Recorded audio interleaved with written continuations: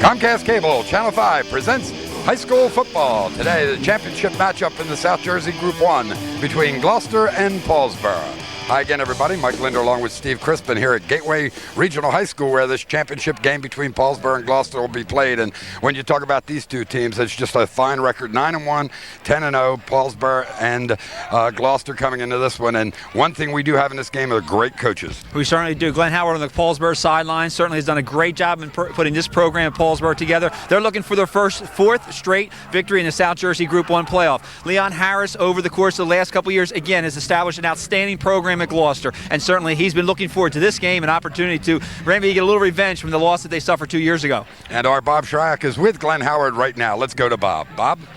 Glenn, this Gloucester team has always, it seems, given Paulsboro difficulty. 32-21 2 years ago, and a lot of people think they have the material to give you trouble again this time.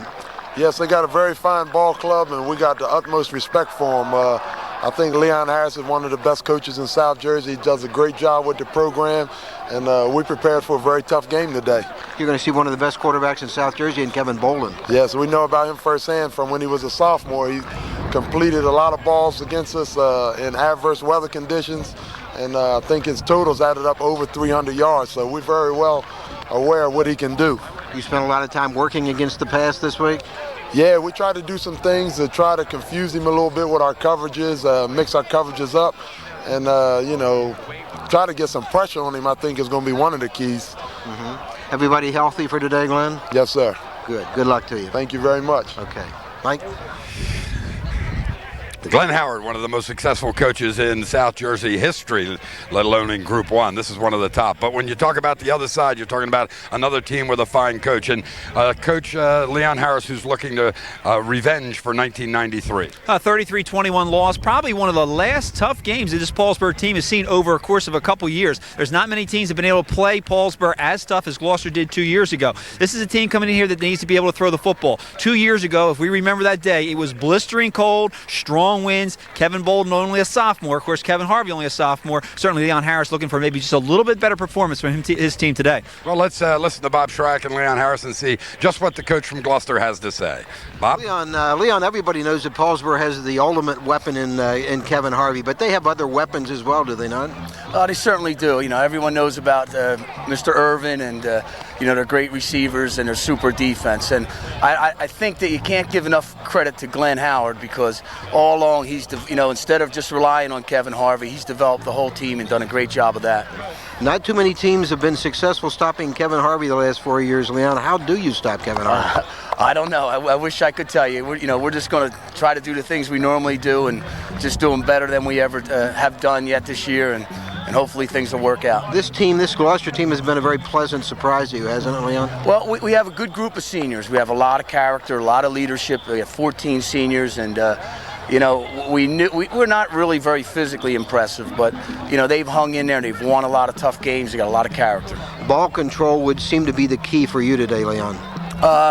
Yeah, ball, definitely. I mean, anytime you get a great offense like Paulsboro's, the longer you can hold on to the ball, the better. And that doesn't necessarily mean just run it. We're gonna mix it up and try to hold on to it. You've had some success with Paulsboro in the past. Close game 2 years ago. Yeah, it was a pretty good game, but of course, Paulsboro was a different team and we were a different team. So, we're not banking too much on that. These are two different teams. Thanks, Leon. Good luck. Thank you. Bye-bye. Okay, Mike. All right, a couple of outstanding coaches. Just to show you, Steve, how great they are. 142, 38-2 over the last 9 years. These two guys both in their 9th season, and they have just the cream of South Jersey coaches. And to find them both at Group 1 schools is a real plus and gives us a super matchup here today. And when you talk about this matchup, there's no denying it. Gloucester comes in here thinking not only we want to beat Paulsboro, but to do that we have to stop one Kevin Harvey. And that's what people have been saying for 4 years now when they face this Paulsboro Red Raider team, is you have to stop Kevin Harvey. There's no doubt about it. But as we continue to say from week after week, as we continue to watch this team play, it is a very well-balanced team. You cannot concentrate just on Kevin Harvey. An outstanding passer, an outstanding runner. He certainly is a player that takes this very fine Paulsboro team, I think, to another level. But we have to look at also the fine running backs that they have. have. They have a great passing game. We saw that in the last ball game when we played in West Effort, that they have the capabilities. When you take away the running game, 5 touchdown passes from Harvey, certainly something that Leon Harris has to be concerned with. And of course, we'll look at Myers, we'll look at Irvin in the backfield. They are outstanding runners also. Irvin going over 1,000 yards last week to match Harvey's rushing total for the year. And you talk about the other side, of course, you talk about Kevin Bolden. The sophomore a couple of years ago came in, as we pointed out a little earlier, threw over 30 times in that ball game and completed over 20. What do you think? Today they're going to go to the throwing the ball as they did in that contest, or are they going to try and keep the football on the ground and keep it away from Harvey? Well, so we had the opportunity to hear Coach Leon Harris talk a little bit about ball control. Is certainly going to be a very important part of today's game. It's amazing as we get the opportunity to watch these two teams go head-to-head how similar these two teams really are. These are two teams that don't concentrate on just one part of their game. They run a very balanced offensive attack. We've talked about Paulsboro and Harvey's ability to be a running quarterback as well as a passing quarterback with Irvin and Myers in the backfield, how good of a running game they have. But the same holds true for this Gloucester team. Leon Harris establishes his ball control with the running game. They'll run out of the I formation, very similar to what Paulsboro will do, but they have the fine passing game in Bolden. They have some good receivers in Burkhart and a fine running back in Conaway. A nice balanced attack, as Coach Harris indicated. They will mix things up, and that certainly is the key. And as we have said, as the number of times that we've seen Paulsboro play, that maybe the one area that they're most vulnerable is pass defense, and they certainly are going to be challenged today. All right, we've had an outstanding 1995 season, and anticipation, it all ends here today. We'll find out exactly what happens on this final day of the football season championship game. Paulsboro and Gloucester coming up right after these messages.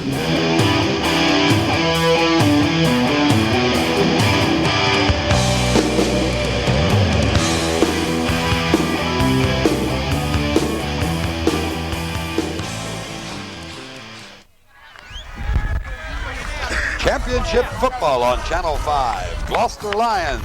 Back up. The Paulsboro Red Raiders. Mike Linder along with Steve Crispin for Comcast Cable. Happy to have you with us here today. And I'll tell you what, the crowd here is immense. Biggest one we have seen in a long time. May come close to equaling that West Upford Paulsboro game of a year ago where they had 7,000. A lot of excitement in the air. This is one that Gloucester's waited for a couple of seasons to try and avenge that loss in the Group 1 final in 1993, 33-21. And Paulsboro, of course, what more can you say other than they're going for number 40 in a row?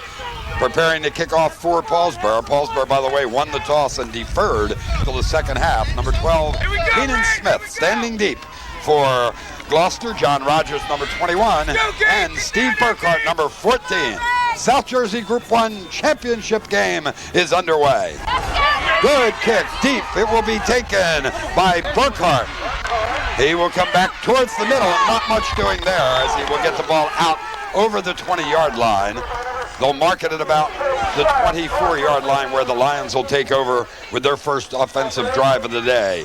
Big number 10, Kevin Bolton, is the quarterback, a senior, 6'1", 180. Had a great day 2 years ago as a sophomore against his club. We'll see if he comes out throwing today. They'll be in the I. Bill Schoenfeld, number 28, will line up at the fullback position. And behind him, the number 1 runner for Gloucester, Brian Conway. They have a slot formation to the far side. They'll turn and come back the other direction with Conway, who will just struggle trying to get to the line of scrimmage, and not much doing for him there as he's piled up. And a good job done by Jermaine Ruffin, number 59, to get to the bottom of the pile. Well, Steve, they're caught. They'd like to go ball control, but on the other hand, the heart of their offense is really throwing. Everybody coming in and playing against Paulsboro Red Raider defense is coming with the philosophy that they want to run the football, but it's been very difficult. A tough defense to run against. Good penetration from their up front linemen. Myers, Campbell, the linebackers do a great job of filling holes. Certainly going to have to loosen up this defense with their passing game. They throw out of this formation. Conway was in motion. He'll take the completion, but go down himself and gets back maybe to the line of scrimmage. That was in a second and 8 situation. He picks up another yard. It'll now be 3rd and 7. Just underway here. They've lined the field already. There still have to be close to 1,000 people outside trying to get into this ballpark. They've got a gorgeous day. Sunny, not much wind, 46 degrees. Again, with Conway in motion, they like to sprint in that direction and throw, and that's what Bolden will do. He'll look for Conway again, who gets it. It will be complete, but he is taken down immediately by Seneca Cooper, number 29, and Gloucester on their first drive will be 3 and out.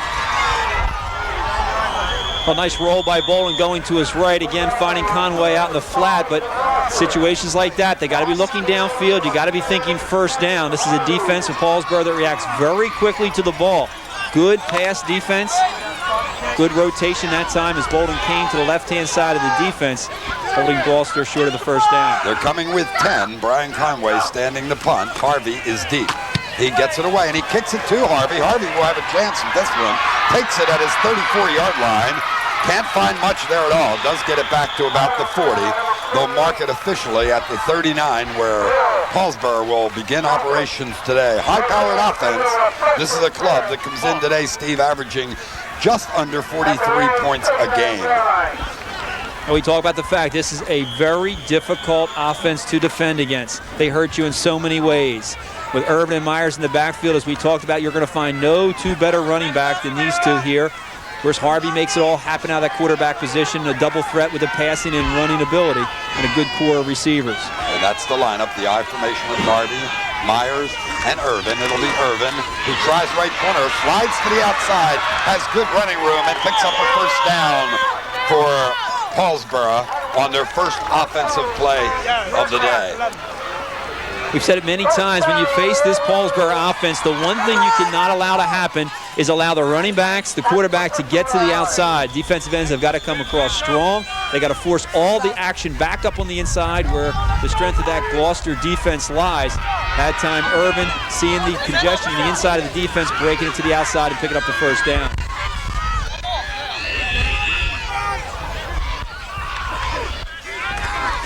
It'll be Myers for him to try left guard. Myers will struggle, but he'll still pick up 3 or 4 yards. And at the bottom of the pile for Gloucester is number 75, Don Souter. So it'll be second, and let's call it 6. That time, Paulsboro coming on offensively, changing their strength from the right side to the left side, bringing their tight end over. You saw the Gloucester defense also trying to react. They want to bring Billy Hagan, their big defensive end, number 88, continue to bring him to the strength of the Paulsboro offense. That time they've been in the transition, a little bit of confusion. And I don't know if there's a fumble in there or not. We'll wait until they unpile everybody. Nobody seems to indicate that. And Harvey himself will keep the football and pick up a yard.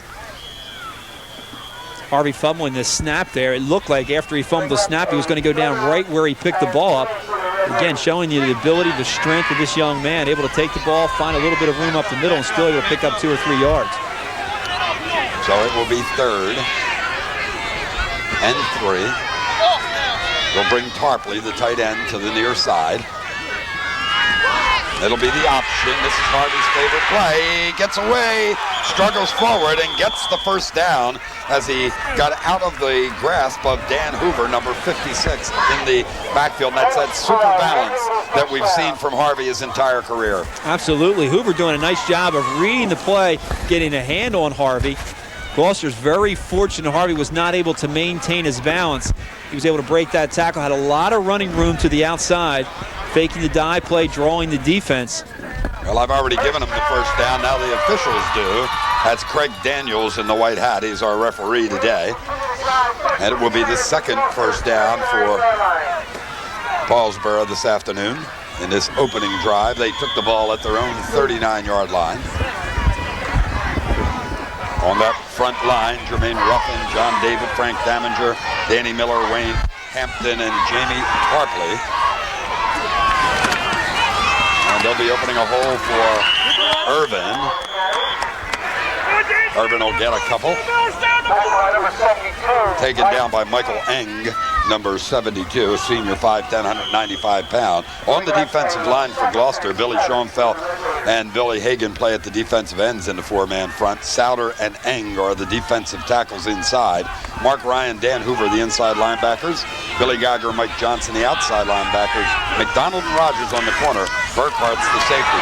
Irvin finds a big hole and picks up the 3rd Paulsboro first down as he gets the ball down about to the 26-yard line. It'll be a gain of 12. We talk about the running backs, we talk about Harvey, we talk about the core receivers, and we've continued to say a lot of what happens for Paulsboro offensively starts in that front line. A great job of getting off the ball, holding their blocks. Irvin reading the blocks, picking up the good yardage. This group here, again, not a lot of size. We've mentioned it before, but their technique, their strength, second to none. Low pitch to Irvin, steps inside the tackle, cuts back to the inside, looking for the end zone. Irving is in with the touchdown. First score of the afternoon, a 27-yard touchdown run, Gerald Irvin. Made it look simple. Well, this is one of the reasons they come into this game undefeated. Irvin could have been tackled, probably should have been tackled 2 or 3 times during the course of that run. Not a big running back, but great speed, very shifty, super balance. Just missed in the backfield as Bill Geiger came in from the outside, was able to get a hand on Irvin. Irvin able to break that tackle, and a fine job of taking it to the end zone. The one thing that Gloucester did not want to allow to happen, allow this Paulsboro team to really get on track very early in the ball game. And offensively, they seem to be working very well here with the passing and the running game. That's Irvin's 13th touchdown of the season as they're going to line up for 2. No one behind Harvey. He'll turn and just sprint to the left side himself, try to use the speed to get into the end zone, and will be denied on a good tackle made that time. We'll take a look at this 27-yard touchdown run. Steve? Real simple pitch to the right-hand side. There you see the first miss. Now the good cut and the explosion upfield. This is the big advantage that this Paulsboro team had coming into this ball game, is their overall team speed. And that was the one strength they had against Gloucester, and certainly one of the concerns Gloucester has coming in trying to defend this fine offense. Well, that's a 61-yard drive to put Paulsboro on top, 6-0. We'll be back.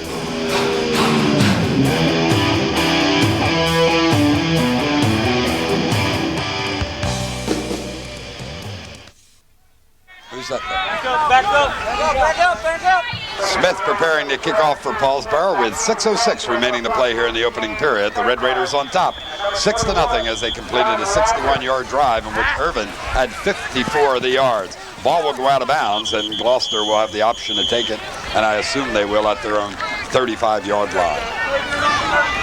I mentioned that drive. We talked about the running and passing. Did not throw a pass at all in that drive, and certainly Leon Harris has to be very concerned. I think all teams, if you're going to defend Paulsboro, the first thing you have to do is you have to take away their running game.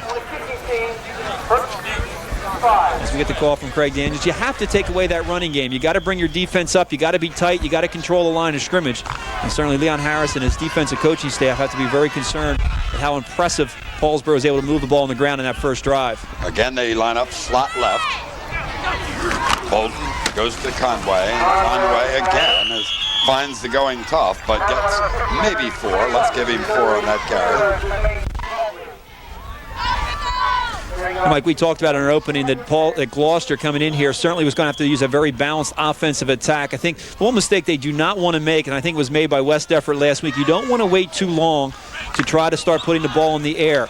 You cannot concentrate on just trying to establish the run early in the game. I think they really need to work hard to loosen up this Paulsboro defense, and they have to move the ball offensively. They try and do it with the formation, double slot formation here, going down the sideline, and well covered was the intended receiver, John Rogers, and right there defensively for Paulsboro was Marcus Ruffin, number 20. Other receiver was held up beautifully at the line of scrimmage, and in the double slot, the third receiver, potential receiver, stayed in the block. It will be 3rd down and 6 to go. That was excellent coverage. Bolden had a lot of time back there. Now they're in the pass situation. This is where the Paulsboro defense becomes so tough. They really can get off the ball and put pressure on quarterbacks. Bolton on the quarterback draw. Nothing going at all. Wayne Hampton smells that one out, does a super job along with Reggie Lewis, number 95. But super job is what we've seen by Hampton all year long and all career long. Be really surprised if that was a called quarterback draw. They did not get the block on the outside that they should have had. Looked like Conway, who was the slot man, had come in front of Bolden. Might have been an inside forward pitch that was called there. Bolden not able to pick him up, not sure of the play. Just decided to take the ball himself for the loss. Conway up in the air. Not a good punt this time at all. It will bounce and roll beautifully for Paulsboro and leave them in outstanding field position as they will pick up the football at their own 42-yard line.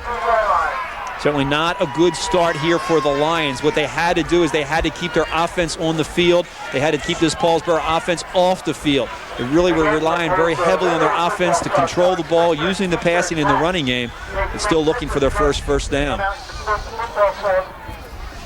Number 3 seed Gloucester against the number 1 seed Paulsboro. Gloucester, of course, defeating Gloucester in the semifinal game. Paulsboro beating Florence 44-6. Kai Myers will pick up 4. I'll tell you, Mike, I'm really surprised at the way this Gloucester team is defending the 2 receivers. Paulsboro, the last 4 plays, has sent 2 receivers to the same side. Gloucester really only has 1 player out there defensively. They are so concerned with stopping the run. They're staying with their 3 deep formation. They're keeping 8 guys up on the line of scrimmage. A lot of room out here for the Paulsboro receivers if they get the opportunity and need to throw the football. Tim Robinson and Keenan Smith are those 2 receivers in the slot formation. Harvey's going to look in their direction and overthrows the intended receiver, Tim Robinson. His first pass attempt of the day. He did not have a good day, if you will recall, 93. Harvey struggled only in the air that day, but he did struggle in the air. 1 for 7 passing. It was not a good day, certainly for Harvey throwing the football, but they did what they had to do in running the football that day. Very difficult day to throw the football. Wind was blowing very hard. Although Bolden had a good day statistics-wise, Paulsboro coming in that game knew that they were going to have to use the ground game, and they were able to do that successfully. And Harvey struggled in the air, but he ran for 3 TDs in 93, and he's running the ball here. This is Harvey left. And Harvey taken down on a good tackle made, but downfield by Michael Johnson, number 44. But Harvey picks up 9 and another Paulsboro first down, their 5th of the day. Gloucester defensively not again containing the running back. We can't say it enough times. Watch the defensive end on this side. He's going to get caught in. They do a nice job of hooking the defense in right there. You get 2 good lead blockers in Urban and Myers who are cutting back. No one there to force the action back up on the inside. Harvey able to pick up the first. Jamie Tarpley with that original block, number 84. Harvey to throw, up over, again, the hands of the receiver, Keenan Smith. Well, there's no doubt the Paulsboro coaching staff has seen what Gloucester is doing defensively, trying to take away the running game by having the 8 players up on the line of scrimmage. The one thing Gloucester does very well, though, they read pass very quickly. They get their linebackers dropping into the zones as quickly as they can. And even though they only have the 1 player out there really defending the 2, with their free safety about 15 yards off the ball, they are reacting very well. Harvey keeps it himself after the fake from Myers. Is grabbed from behind by Hagan.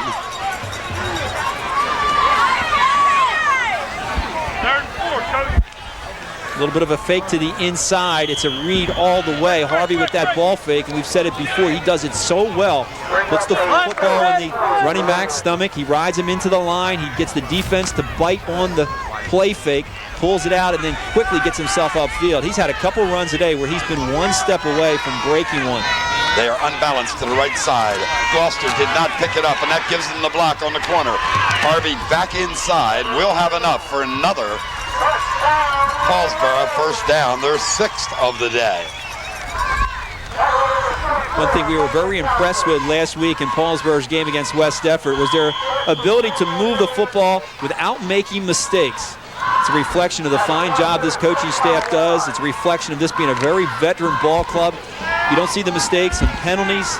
You see good technique in blocking. They're not offsides. They do not fumble the football. Again, it's another area which makes them very difficult to stop. They come back to the weak side this time in the unbalanced formation with Myers. And Myers on first down for the 3rd carry of the day, and for the 3rd time will pick up 4. It'll be 2nd and 6. I think all running games, as we said before, starts on the inside. There you see Kai Myers really stepped in and done a nice job on that fullback position. A good, strong, hard running back.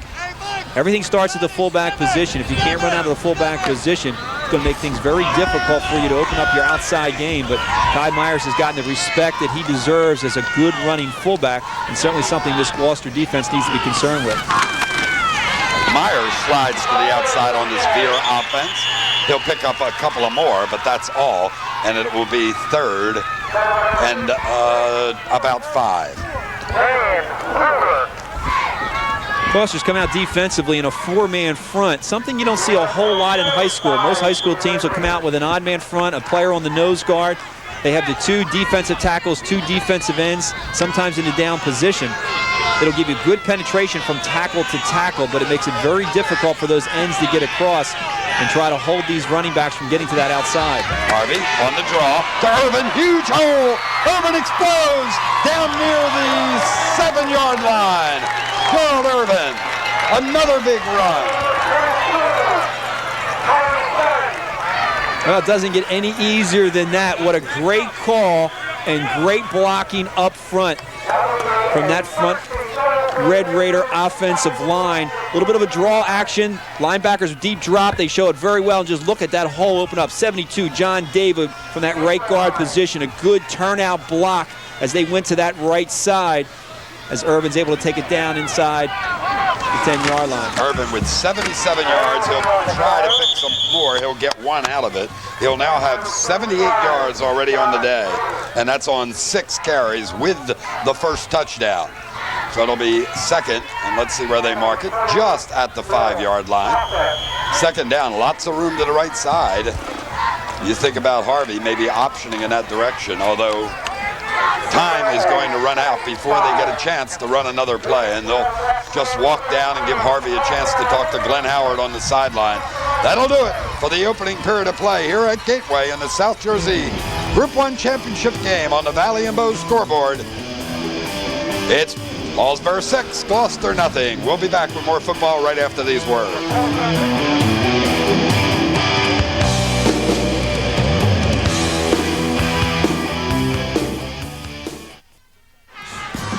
Paulsboro to start the second period. It'll be Irvin in for his second touchdown of the day on the lead draw, their favorite play, run by Harvey to start this second period. Another 5 yards added to the total for Gerald Irvin, his second TD of the day. It's 12-0, 11:55 to play in the opening period. And amazingly now, Steve, 83 yards on 7 carries and 2 touchdowns for Gerald Irvin. Like, I don't know if we had a chance to see it there. The initial part of that play was a quick dive into the inside of the line. Defensive end came down on Harvey very strong, read it very quickly, pitched the ball perfectly to Irvin, who got to the outside, untouched for the score. Harvey, watch him go. Oh, what a move, back to the inside and in.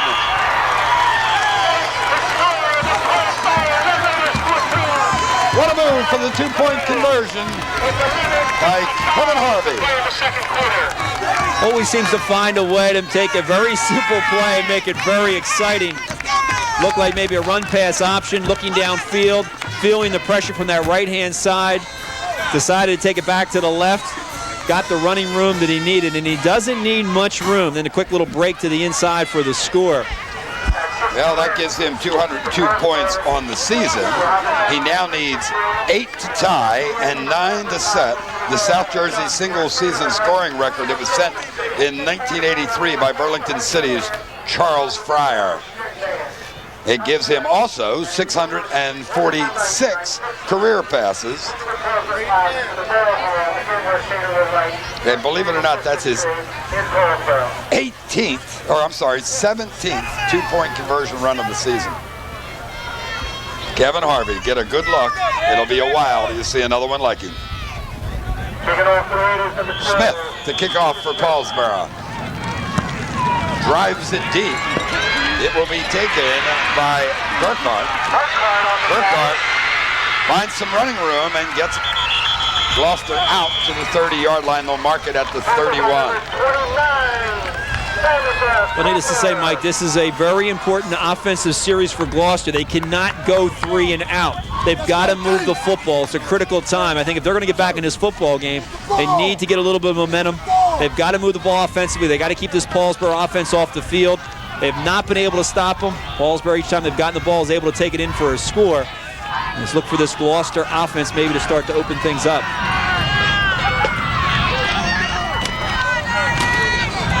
Straight ahead. See who got the number that time. That was Schoenfeld, apparently. Or Conway was carrying it. Schoenfeld, the lead blocker, out of the eye. and Conway will be credited with 7 yards. It'll be 2nd and 3. So he's carried it 4 times now for 13 yards. 11-minute mark here. 11 minutes remaining to play in the second period. 14-0. Paulsboro on top. Bolden will sprint to the near side. He's going to run and should have enough. Not quite, maybe. Very close to first down. It'll depend on the spot. Cooper is there and closed quickly from the sideline, along with Lee Campbell, who got there from his linebacking position. And Craig Daniels says that will be Gloucester's first down of the day. Well, Bolden, a good all-around athlete. We've talked about his throwing ability. They had an opportunity to see him as a running quarterback. Really a good threat rolling out once he gets it out outside. Well, everybody talks about Harvey, a quarterback who has thrown 41 career touchdown passes, and not many people talk about Kevin Bolden, who, are you ready for this, has thrown 40 touchdown passes. He is 3,951 career yards through the air. If he gets 49 today, he'll go over 4,000. Not bad.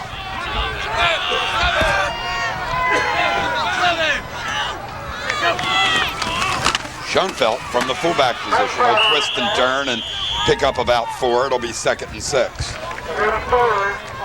Gloucester coming out and showing a little bit of a variation in their offensive scheme. That time with 3 wide receivers taking their tight end out of the ball game. They move Schoenfeld, the fullback, over to kind of a wing position. He almost acts like a tight end. Hagen coming back in the ball game. He's normally their tight end. Trying to give Paulsboro defensively a couple different looks, see how they react. I know the coaches upstairs are making some notes so they can start making adjustments in their offensive scheme. Slot to the far side for Gloucester. They will turn and come back. They'd have some lead blocking for Conway. Conway with good balance. Loses the football, but they're going to say that it was down, and it will be another Gloucester first down. And I think that is a good call by Dan D'Alessandro, the linesman that time, who was right there.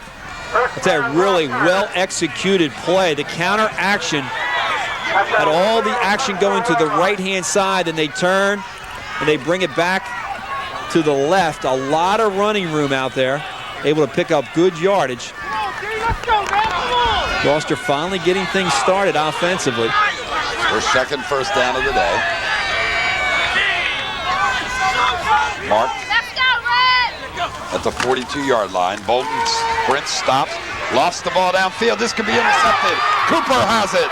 Seneca Cooper looking for the sideline. Wants some blockers. Turns back to the inside. There is a penalty flag, but it's late after possession change. So Paulsboro will keep the football. Not a well-thrown pass at all. Now, not a good read by Bolden. Cooper covered that man from one side of the field. Defensive player, interception, first down, lid. No flag, apparently. Waved it off. That time, McDonald was the motion man. He went from the left side of the offense all the way to the right side of the offense, then sprinted down the sideline. Cooper stayed with him all the way. You saw him as McDonald went in motion. Cooper followed him across the field. Not a well-thrown ball. Cooper able to get in there and make the interception.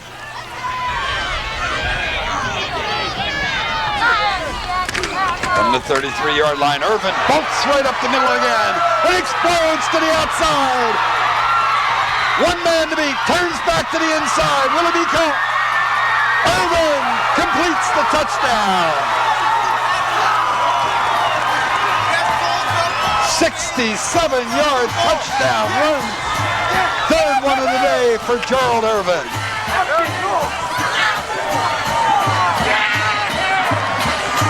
Well, we've seen some highlight running plays from number 8. Today we are seeing the highlight running plays from Gerald Irvin. Outstanding. A lot of room up front. Great blocking again. Super hole. And once he gets to the open field, he is not going to be denied. 2 players here have a shot at Irvin. Watch the move. The inside, the outside. Doesn't get touched there. Looks like they're going to be able to bring him down from behind. And he sees goal line, and he's not going to be stopped. Barkley moves on the 2-point conversion to the tight end in the left position, and he'll sprint in that direction with Harvey. Cuts back in, then out. Will be denied once again. But oh my, 8:17 remaining to play in the first half, and Paulsboro's on top. 20-0. We'll be back.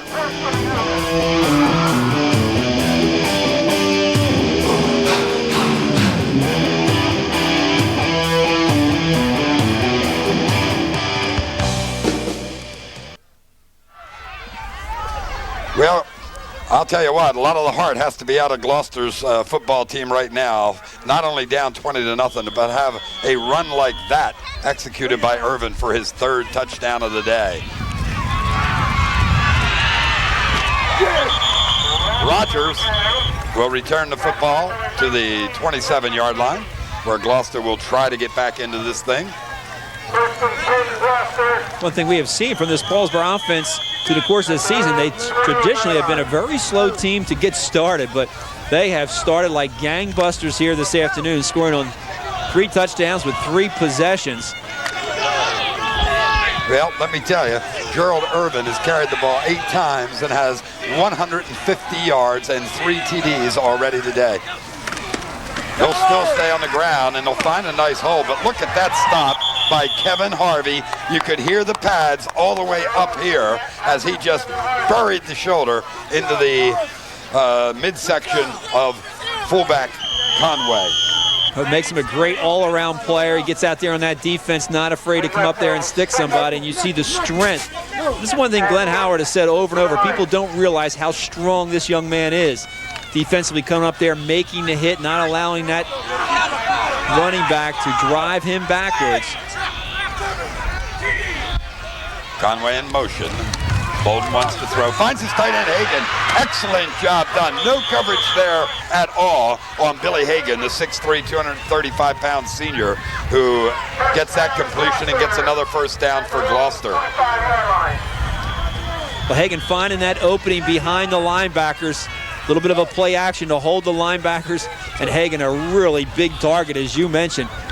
Not going to be difficult to be able to locate him out there amongst the red jerseys, that Red Raider defense.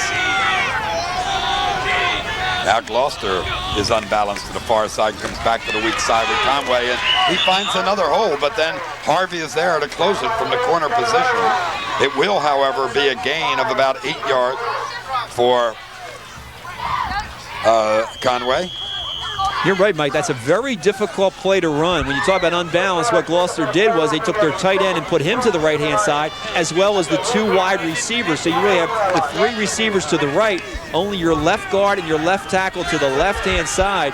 Well executed, well blocked, and able to pick up good yards on that 1st down running play. Conway in motion. They'll let Schoenfeld try for the 1st down, and he'll get it. Schoenfeld will, depending on the spot, but it appears that he has it from here. See where the field judge and linesman line it up. I think they may bring this one in, and did not get a good spot at all. But they give it to him. I'll tell you, Mike, going back to the last series for Gloucester, I think the interception by Cooper is really a big play. The Gloucester offense was really starting to get it together, starting to move the football with their running game, starting to control the line of scrimmage.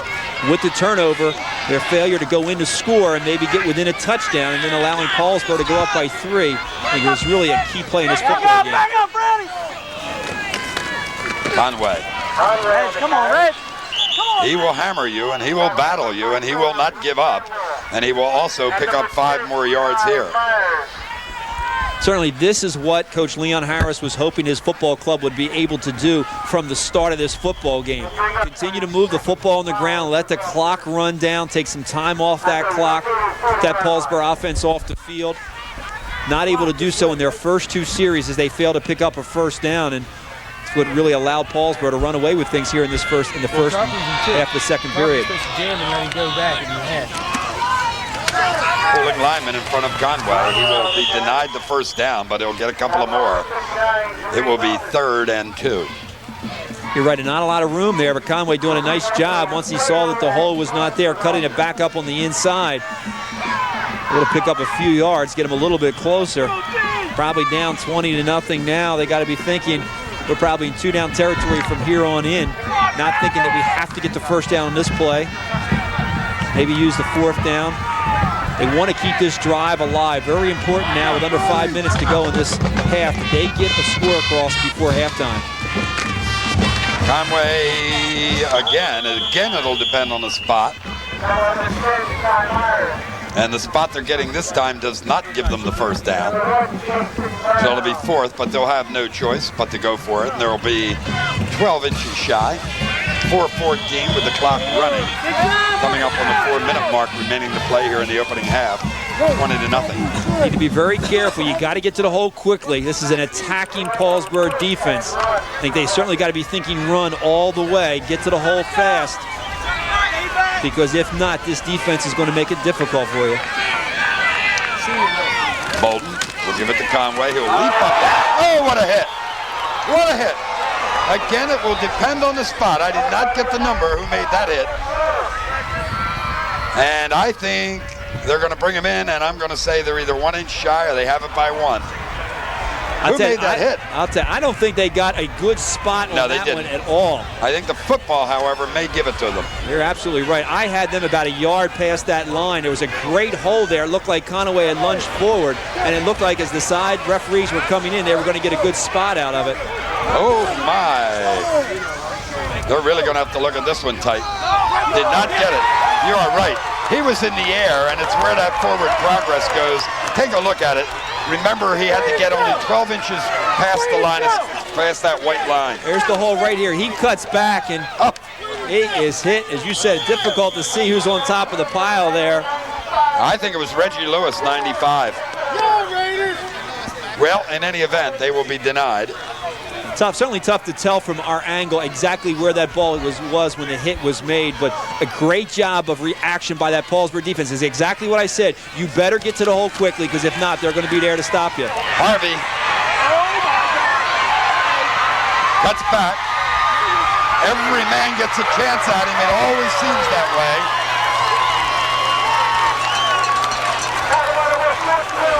How does he do it? Mike, on this particular play, he drops back to pass, but I bet that there was no intention of throwing the football at all from Kevin Harvey or Glenn Howard on that play. That's a drop back, get the things to open up, and allow Harvey to go from there. And he does what he does best. 221 yards on the ground already for Paulsboro on 17 carries, following that 35-yard run by Harvey. And Myers will get his 5th carry, and we'll pick up about 3. Let's see what he gets. He'll get 4. It'll be 2nd and 6. So 225 yards on the ground on 18 carries. It's an amazing total for a ball game at the high school level, let alone a half, and there's still 2:50 left to play in this opening half.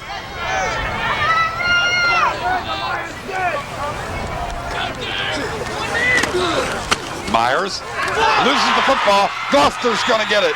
Recovery made by Billy Geiger. An uncharacteristic mistake by the Red Raiders. Myers never really got that ball, or it was hit just as he took it. And Billy Geiger crawled to it and got the ball for Gloucester. Very, very important, because this could deny another Paulsboro touchdown. The game would be over if they got that one before halftime. You're absolutely right, Mike. Certainly a big play. A good hit there inside by that Lion defense is what knocked that ball loose. Now Gloucester's got to be concerned here. Not much time, 2:25. They got to be thinking score, though. They got a quarterback in Bolden who can put the ball up, see if they can get it downfield. Well, Hampton says you're not going to throw this one. There'll be a couple of yard gain by Bolden as a result of being forced to run. A pickup on the play. Bolden dropping back to pass. This pass defense of the Red Raiders, very sound. Quick back there, and certainly they're going to be thinking pass all the way now with under 2 minutes. Going to be a little bit deeper on their drops. The linebacker's going to be off the ball a little bit more before the snap. Try to keep all the offensive players in front of them. Don't allow anybody to get behind. Bolden with the double fake, now wants to throw. He's pressured and has to just throw it away and get rid of it as he looked towards Schoenfeld down. Oh, my goodness. Penalty flag thrown over there. A couple of them now, I guess, and maybe a roughing, out of bounds hit, whatever. Looked to me like all 3 players were crawling and struggling. Dead ball, personal foul on Red. First down. That time Bolden rolling to his right, really had no receiver. As you mentioned, there's a group of white and red jerseys there. He didn't have anybody. He's actually throwing it into the ground so that he did not take the loss, as we'll get to see it here. Rolling to the short side of the field. Very difficult. First down. As you can see right there, he's going to throw it in. A little push from behind. Oh, there it is. There it is. Yep, Myers, number 10, does make the hit. I think Myers thought he had the football. Doesn't matter, it's a late hit.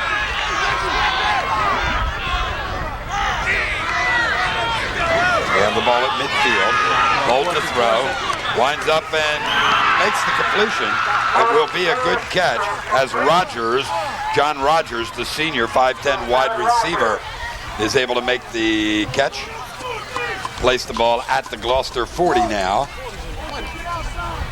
Certainly Gloucester needs to be very careful with those outside patterns. It was a nice throw by Polden, nice cut by Rogers, but they're only about a step away from one of these cornerbacks is stepping in front. Let's go, defense! Let's go!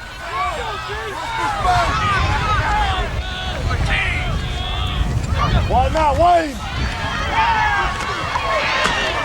Off the hands of Rogers that time. Had two receivers open, slanting out of the backfield and going on a flare pattern was Burkhart was open on the sideline, but Rogers also open on the hook, and it'll simply fall incomplete. Stop the clock with 1:06 remaining to play here in this opening half.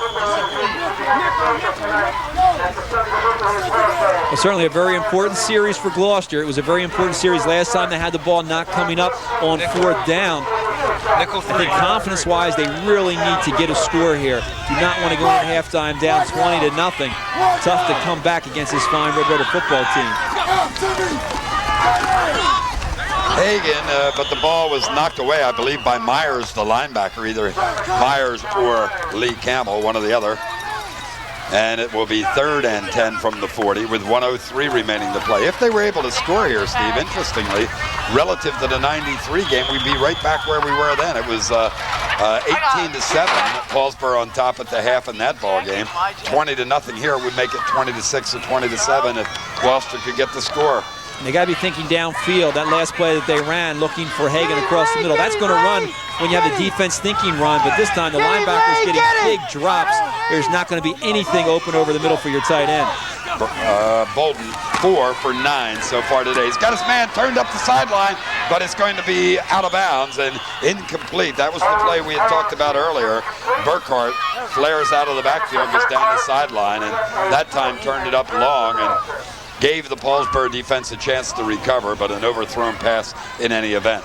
So now 4th down, 10 to go from the 40 for Gloucester, and they probably have to think 1st down here as opposed to touchdown. I think you want to be looking sideline. You want to look at your out patterns, get down about 10 or 12 yards, break it to the outside, look for the receptions, try to get yourself out of bounds. It's going to be very difficult to get behind this Paulsboro defense. Got to be thinking throwing the ball in front and then trying to stop the clock. Bolden finds his man and has another 1st down. That will stop the clock as the reception is made by John Rogers on the hook pattern. He'll take the ball to the 25-yard line.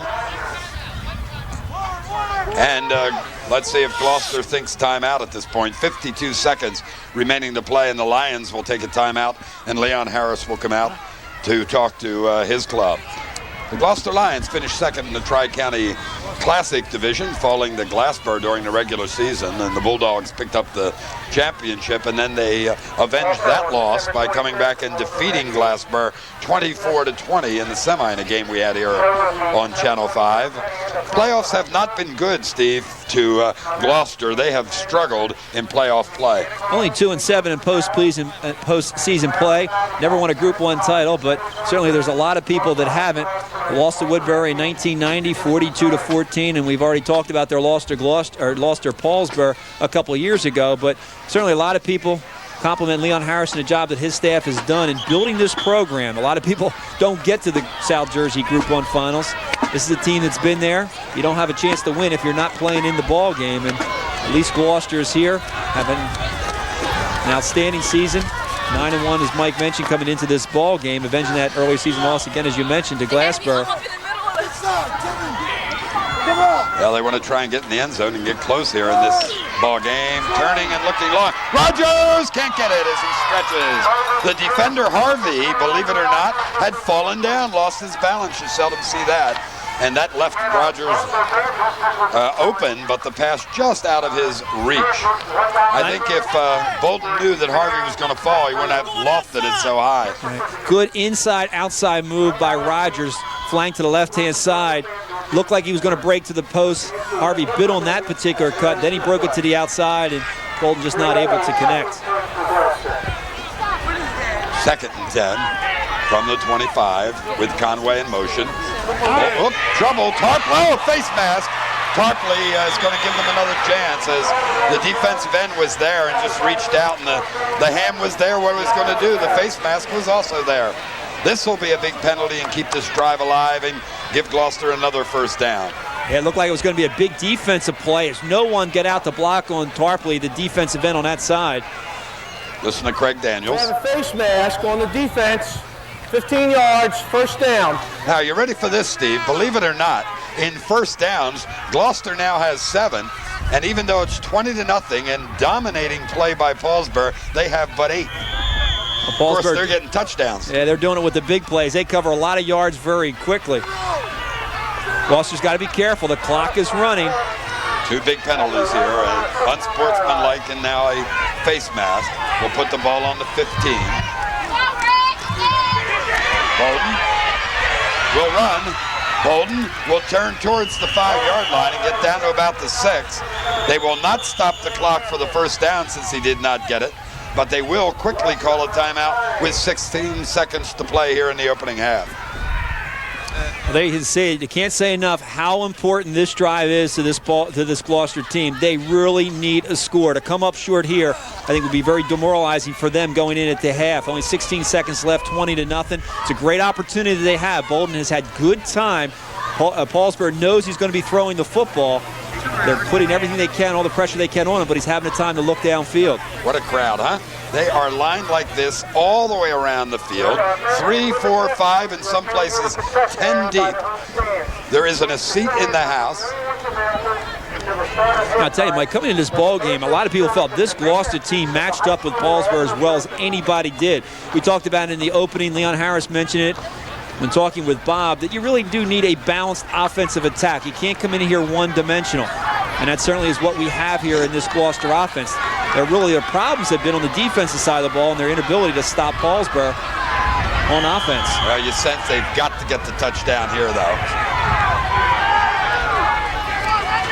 Bolden on the slant pattern on the outside, nearly picked off, nearly caught and then nearly picked off. Rogers was the Gloucester player, and Ruffin was the Paulsboro player, and we had to wait to see if either would get it, or maybe, as in a game we had here a couple of weeks ago, both would get it. You're going to see it's a timing play all the way. Bolden sets, he throws. Rogers just now on the break. He turns, has to come back to the ball. Ruffin able to get in there, and as you said, almost able to come down as Rogers almost becomes the defender there. Now Paulsboro with 12 seconds to go once the timeout. The clock was stopped, so they're not giving any additional time to Gloucester, and they decide they want to talk it over defensively. You talked about programming, Leon Harris, and it's the kind of thing that gives teams like Gloucester an incentive when they get down inside here and believe that they can score even though they're down 20-0. If you take a look at this senior class, Steve, over the last 4 years, they're 9-1 this year. They were 7-3 a season ago. 2 years ago, 7-2-1, and in their freshman year, 6-3, or 29-8 over this 4-year period. They'd love to get win number 30 today. It's going to be a tall order, falling behind 20-0. But Leon Harris, 64-22-2 in his 9 seasons at Gloucester, returning home, the hometown hero, went on to play collegiate ball and have a great career, has really done the job for Gloucester. He really has, and I think people forget that before Leon Harris came to Gloucester, this is a program that was going seasons without winning football games. He wasted no time in getting these kids into the weight room, and they've done just a great job of turning things around. Big play here. 3rd and 3 for the first down. 3rd and 2 for the first down. 3rd and about 7 for the touchdown. Looks for Schoenfeld into the end zone. I think Camel could have intercepted it. Instead, he just knocks it down, and as a result, with 8 seconds to go and 4th down, the Lions will get another shot. I don't know what was in the defender's mind there. I don't know about the defender. I also know about the actual call there. Very difficult to throw the ball down in the middle. You got 2 linebackers dropping. You got your safety who's not playing that far off the ball. Possibly look for Bolden and give him a pass run option in that kind of situation there, because at least he can maybe get out of bounds, maybe pick up the first down. They've got to look to score on this play. Bolden. Nobody there. This can be picked up by Hampton. Instead, he'll simply cover it. And there'll be 2 seconds remaining to play, and when they set the clock and set the chains, that should start the clock and end the first half, and it will. So Hampton comes up with a big defensive play to deny the Lions here at the end. We'll go to halftime, and on the Valley and Mo scoreboard, Paulsboro 20, Gloucester nothing. We'll be back with second half football right after these words.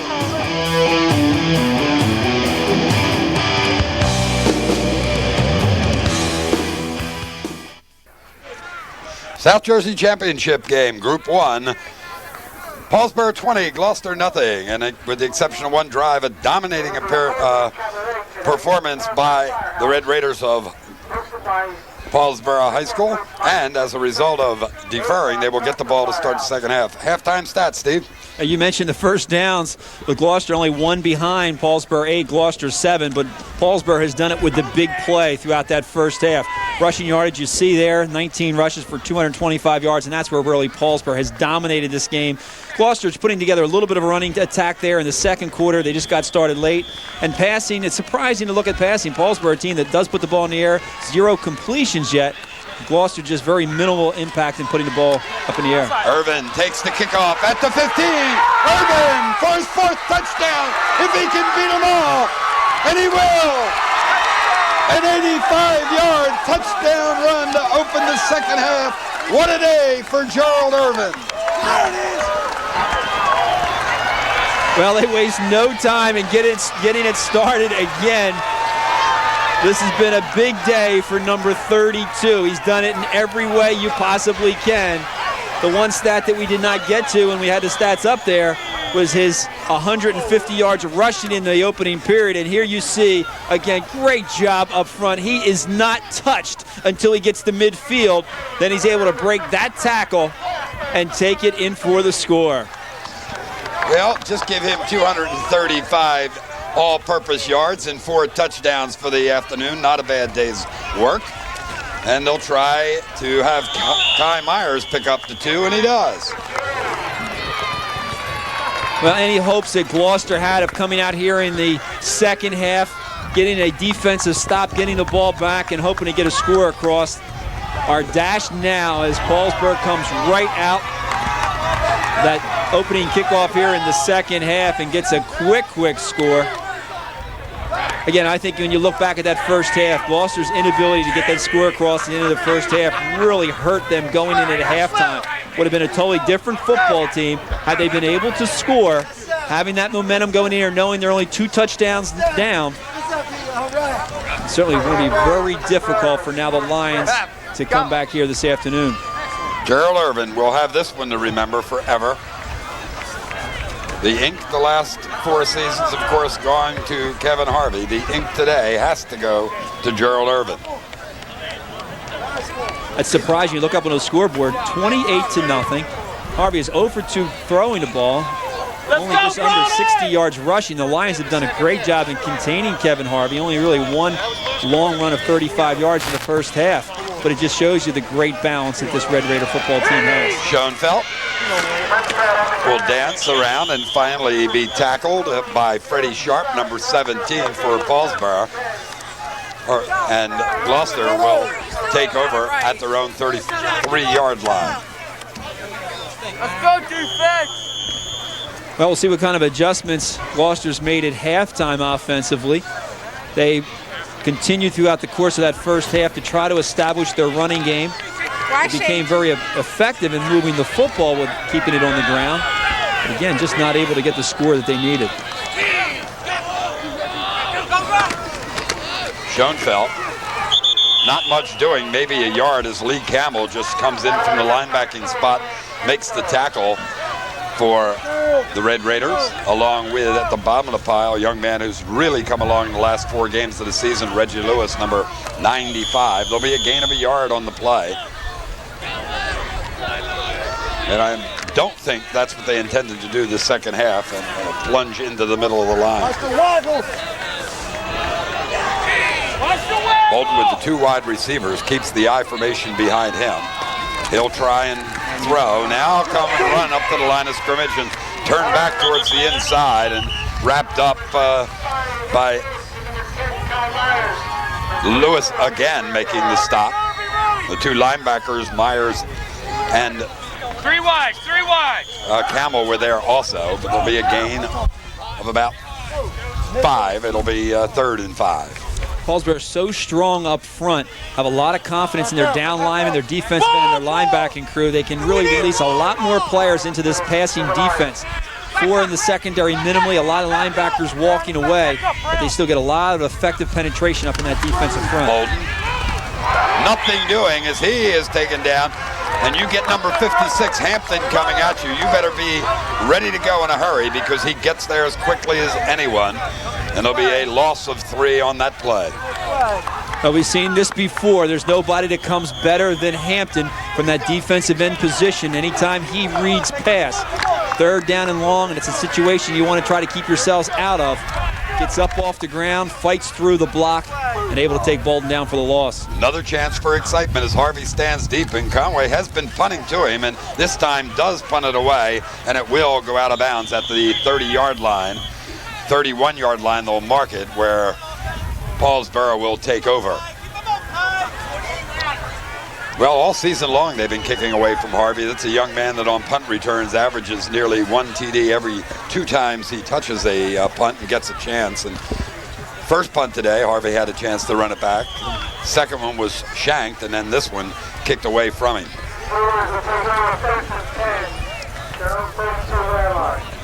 Well, it's been a Gerald Irvin day so far. Let's see if Harvey gets into the flow and adds to his statistics.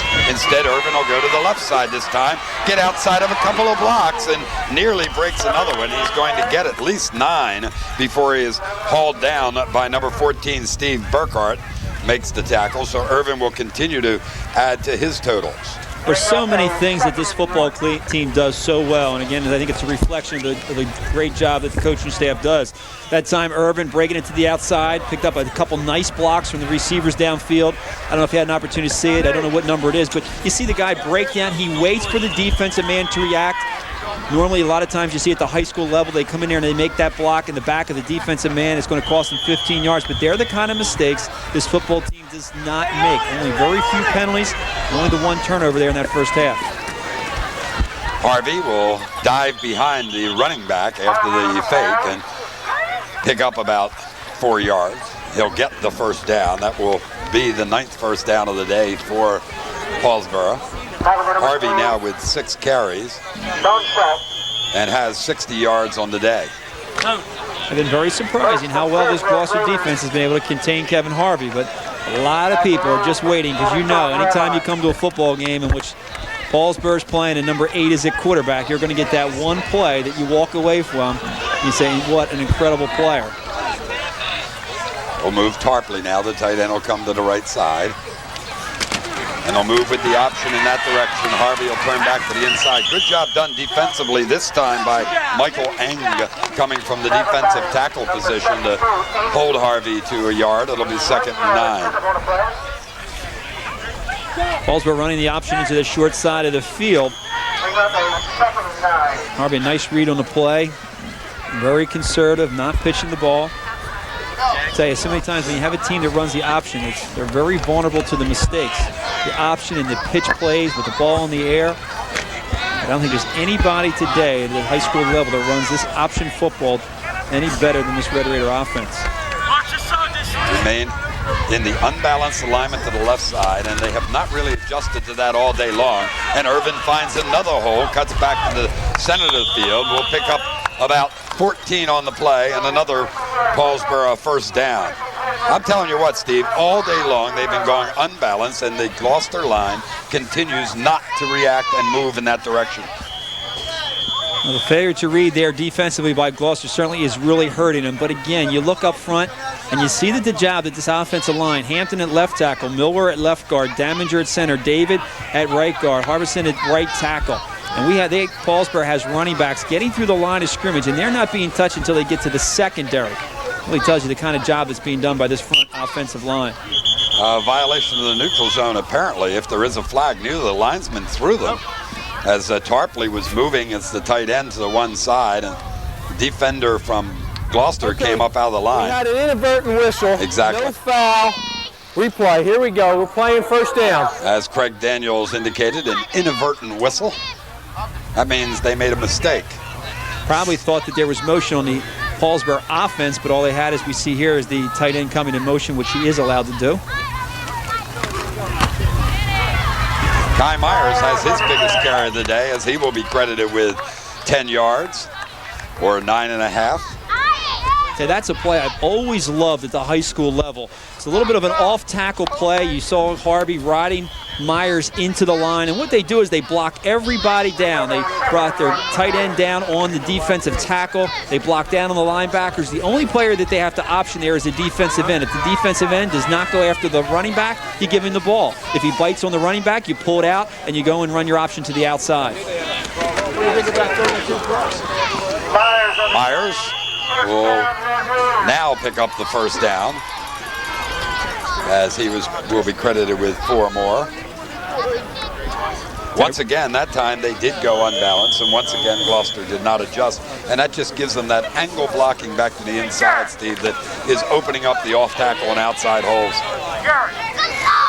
Right now, I think Paulsboro just trying to set things up. I think they're looking for this opportunity. A lot of things happening here today. 40th straight win for Paulsboro. 4th straight Group 1 championship. Kevin Harvey still needing 8 more points to become the all-time South Jersey leader. Certainly something that his coaching staff is certainly very much aware of. Myers carries it one more time. He will pick up 3. It'll be 2nd and 7. And they're now just doing that inside game, and you know what's coming, Steve. That's exactly it. I really feel that the coaches right now are setting up for that big play. Ride the fullback, and you're just waiting for that right opportunity. Pull that ball out, allow Harvey to try to get to the outside.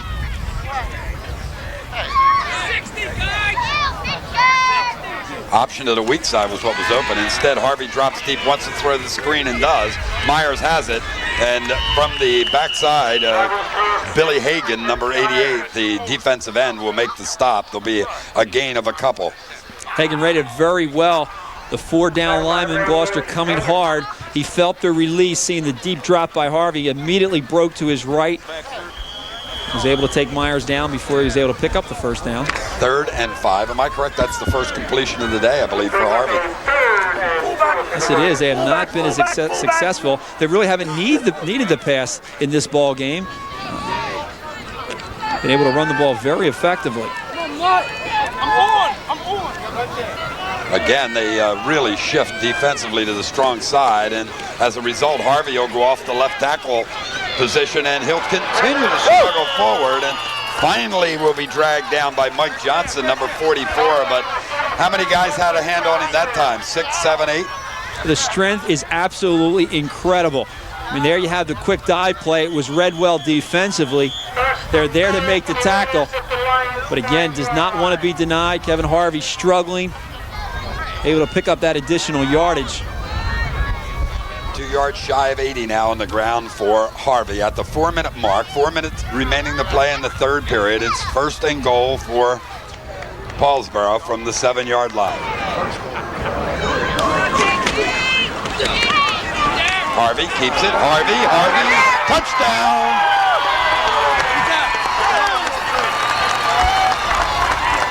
Touchdown, 101. Again, a play in which Kevin Harvey should have been stopped at the line of scrimmage, but showing the incredible strength, able to break away and get in for the score. And we've said it before, this player here has put a lot of numbers on the board, he's done some great things, and it's always difficult out of that quarterback position. Here's the dive play, there's the pull. He sees he's not going to get to the outside, so he immediately cuts it back up to the middle. Wouldn't it have been incredible to see what this player could have done out of a tailback position and what kind of numbers he would be able to generate. Harvey looking for 2 more, and he'll get them easily.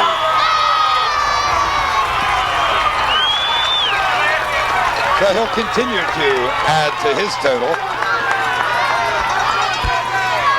Paulsboro 36, Gloucester nothing. We'll be back with more right after these words.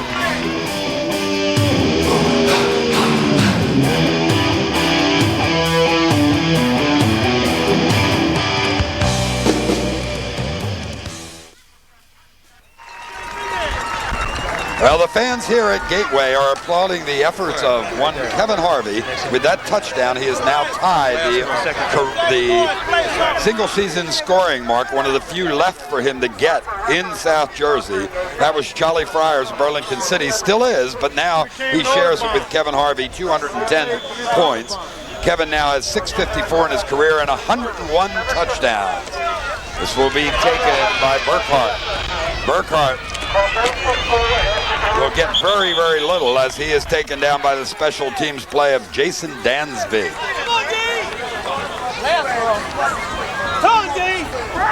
36-0, and Harvey continues to play defense.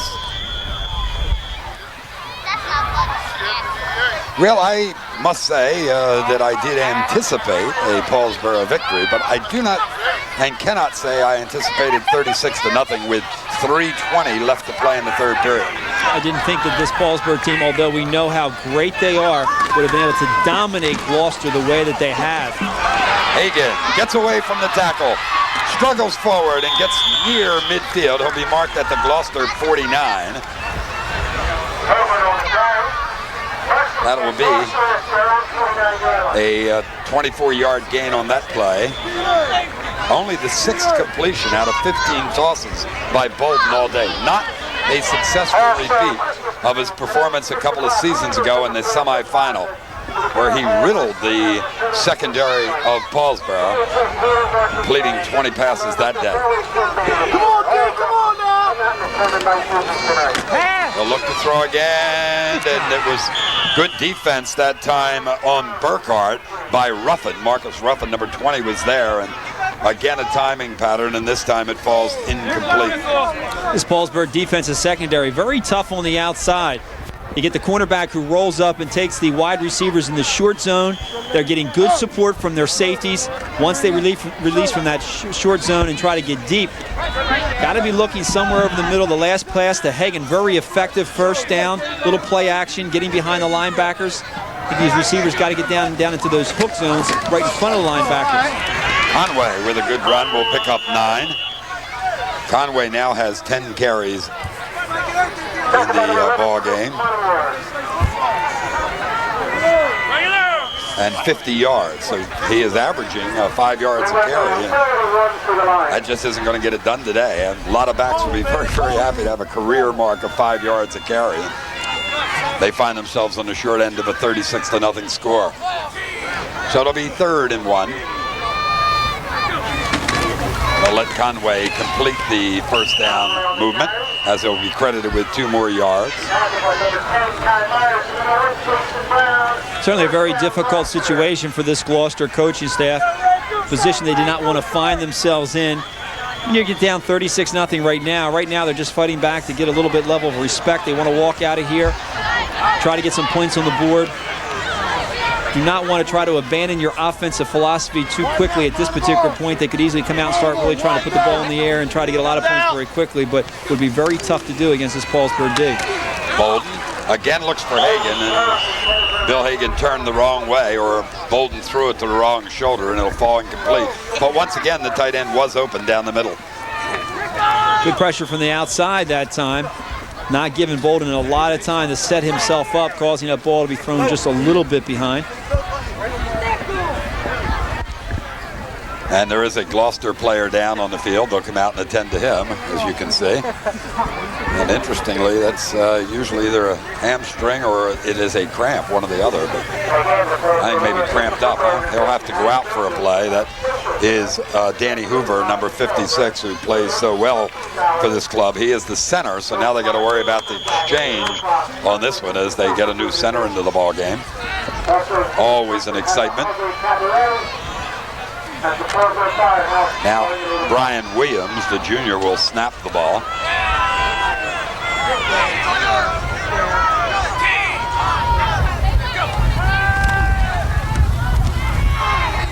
Bolden will be forced to run, and he'll be buried, getting a chance to make another tackle. Jason Brown, number 1. Bolden will pick up 4 or 5 yards. Let's see where they mark it. We'll credit him with 5 and call it 3rd and 5. A lot of changes for Paulsboro defensively in terms of their scheme. Normally a 3-down set defensively, 2 linebackers. That time only had 2 down linemen. They only rushed 4 players. They're sending 7 players back in pass coverage. Very difficult to throw the ball when you got that many players back there defending. Bolden looking for room. Now he'll turn and run the football again. Hamill can't handle him, but he is taken down by Tim Robinson, and he, depending on the spot, will be shy. Looks about by a foot, maybe a little more. He has the ball at the 30. They've got to get it about a foot beyond that. So it'll be 4th down, and of course Gloucester will have to go for it. 40 seconds with the clock running here in the 3rd period. Huge crowd, as you can see. There's all remaining here. So many of these people, Steve, are just plain football fans. They surely aren't from Gloucester or Paulsboro, but they wanted an opportunity to see Kevin Harvey and troops one more time.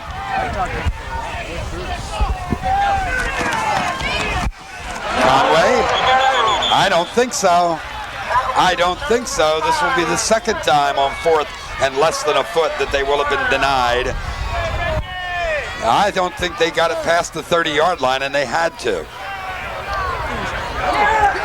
They do not. It's Paulsboro football. Absolutely incredible. The kind of penetration that they get from this defensive front line. See big number 59 coming off there, Jermaine Ruffin. Get a little bit of a pat on the back. You know, he had to be down there in the middle of things. Coach Glenn Howard. As you can see Jermaine coming off the sideline as time's running out here in the 3rd period. And Howard gives us the signal, the 4th quarter, and they say it belongs to Paulsboro. After 3 full periods of play here at Gateway in the South Jersey Championship on the Valley and Bow scoreboard, it's Paulsboro 36, Gloucester nothing. We'll be back.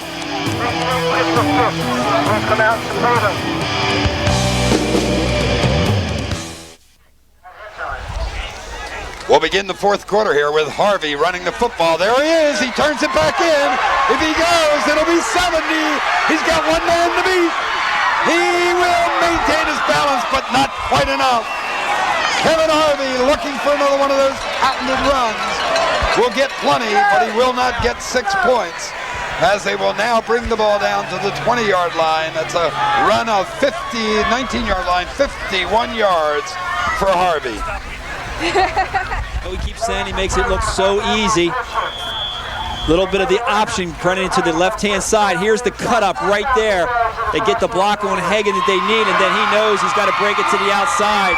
And now that burst of speed down the sideline and the little push that holds him up from getting to the end zone.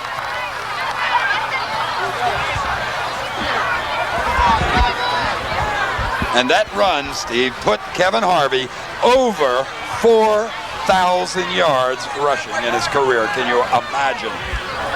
Can you imagine 4,000 plus? There'll be a dead ball foul here. It gives him 136 on the day and over 4,000 rushing in his career.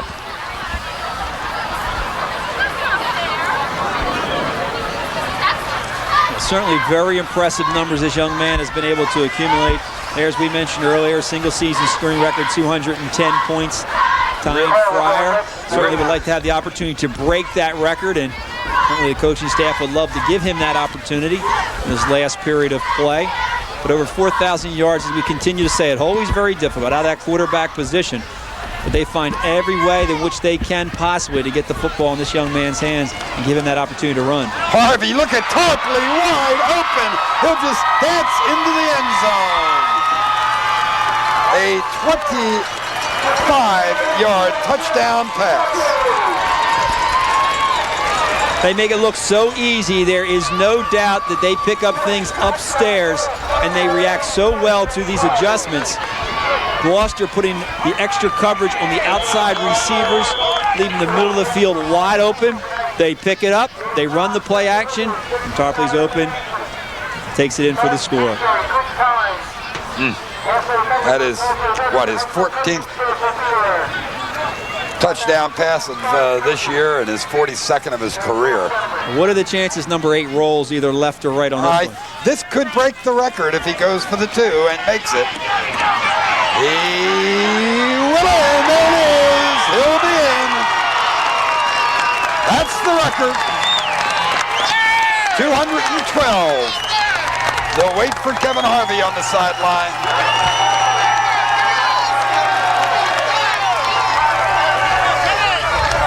Good job, Ron. Good job, Rob. Good job.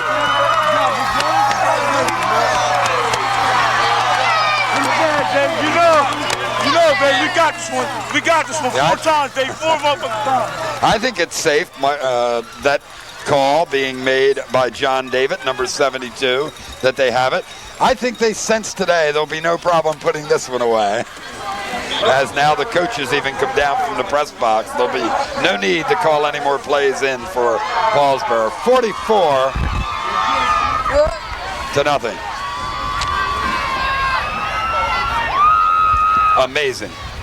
This is what a large number of people came this afternoon to see, and they've certainly seen a very impressive performance from this Red Raider football team, offensively and defensively.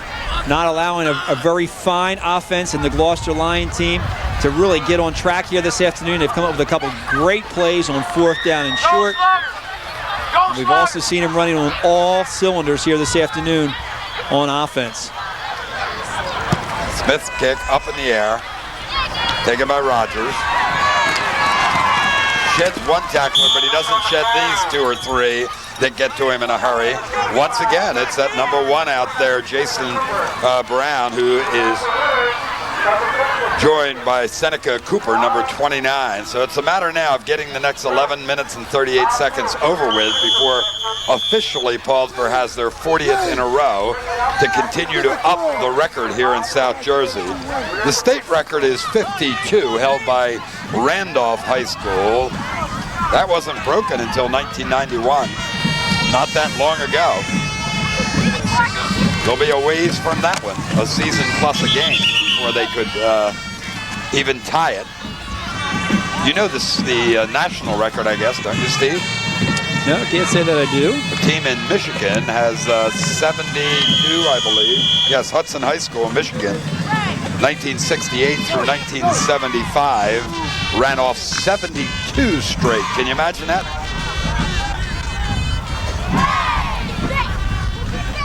Well, let's see how Bolton runs this one out. I don't know why he keeps faking, but he does. Lee Campbell misses him. Hampton does not. Hampton joined by Myers on the stop, and Bolton will pick up a couple. It'll bring up 3rd and 4. When you sit down and write the story of Kevin Harvey, and many people already have, how many times has his story been written? There'll be one more major one that'll have to be written. Well, today's game story, and then what I have to believe will be another Player of the Year award. That shouldn't even be a question, should it? He certainly shall be the offensive player of the season for the Gloucester County Football Club. And the Player of the Year, I would think, for the Brooks Irvine Club. All-star teams all over the place. Bolton pressured and pressured again and finally dragged down, and it'll be a 4th down for Gloucester. 29 touchdowns, 212 points, 14 TD passes, 101 touchdowns, 18 two-point conversions, 654 total points, over 4,000 yards rushing, and plays defense. And it'll be a dead ball foul here. Will not give Gloucester the 1st down, but it will be close. It appears that the left defensive end was lined up wrong. Yes. Seneca Cooper lined up in the neutral zone. 5 yards, 4th down. Well, they're going to have to try and get the 1st down here, aren't they, Steve? They certainly can't punt the football. Yeah, it'll bring up a 4th down and very short. No indications from the Gloucester sidelines. I can't believe they're going to punt it. Well, this will give Harvey, I was going to say it would give Harvey another chance for another touchdown. Here we see the offense coming back onto the field.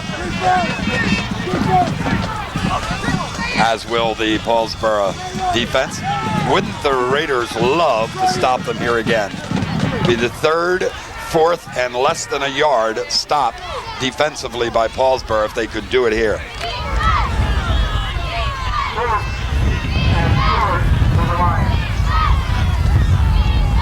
Expected off left tackle. Nope, off the other way. Guess what? He is going to be very close, and I don't think he got it. I got to give this one to him. No, they're just giving it to him. Craig Daniels. Oh, you know what? I think the linesman had me fooled on the other side. He was leaning that marker to the left, his left, our right. Or I would have known that myself. It wasn't an easy one as the Paulsboro defense again was able to get into the backfield. A good surge by the blocking and the running back there, able to take it across for that first down.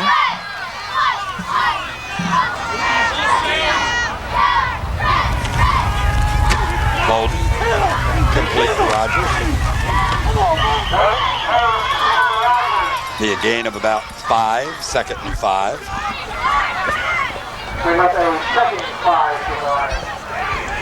Bolden has completed 7 of 18.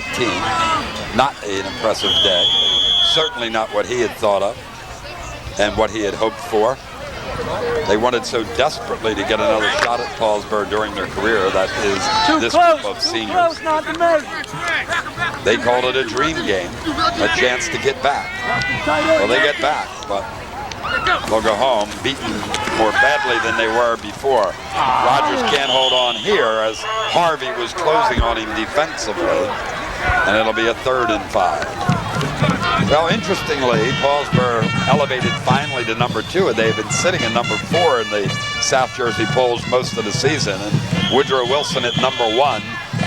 The hope on Paulsboro's side was, of course, a victory here today that would be impressive enough, coupled with what they hoped was a desperate victory over Woodrow Wilson, and that would vault them into the number 1 spot.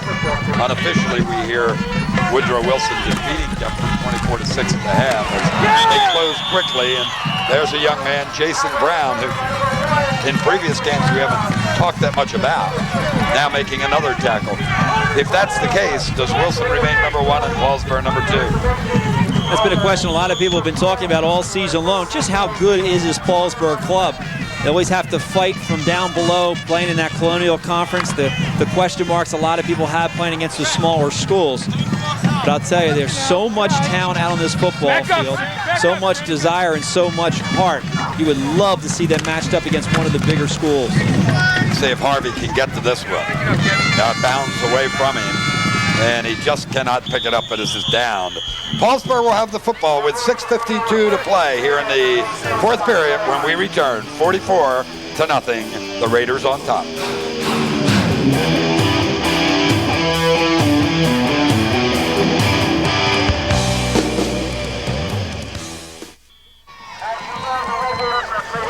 .650 with the clock running, remaining to play here in the 4th period as the injured Gloucester player was attended to. They'll start the clock again. And from the 35-yard line, Harvey will still be there with his starting fullback, but a new tailback, Cooper. He will option to Seneca Cooper. Seneca Cooper finds a hole, and Cooper will pick up 12 on his first carry of the day. We'll wait to see if Harvey's able to add. We figured out 4,000 yards, Steve, would be 12,000 feet, wouldn't it? And that would be over 2 miles, 2 1/3 miles. Kevin Harvey, number 8, has accounted for on the ground rushing for Paulsboro in his career. I'd love to see him get another one as the ball is just shy of midfield, 49-yard line of Paulsboro. Fake the reverse, Cooper keeps it. Cooper turns back to the inside and will pick up 8 more yards. Play we haven't seen before as many times as we've seen Paulsboro play. That time, the pitch to Cooper, it looked like it was supposed to be a reverse as they were looking for Tim Robinson coming around. Cooper just really never had a good handle of that ball, and he did a real smart thing. Instead of trying to force the play, just get upfield and get what I can, he was still able to pick up 8 yards on the run.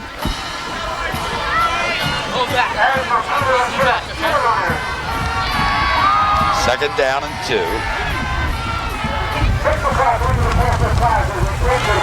Myers will break into the clear. Myers will have the touchdown. A 43-yard touchdown run for Kai Myers.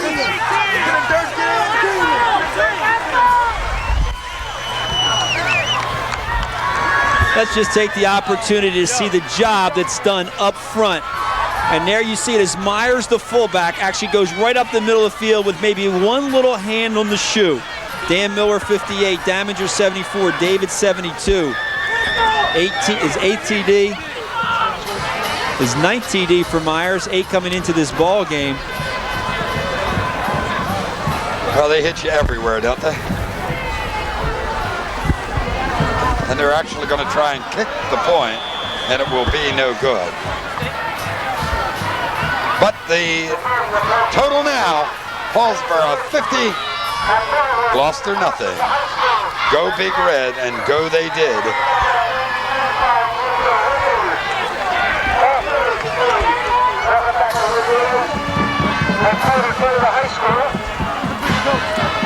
Gloucester did not expect it. I'm not sure Paulsboro expected it.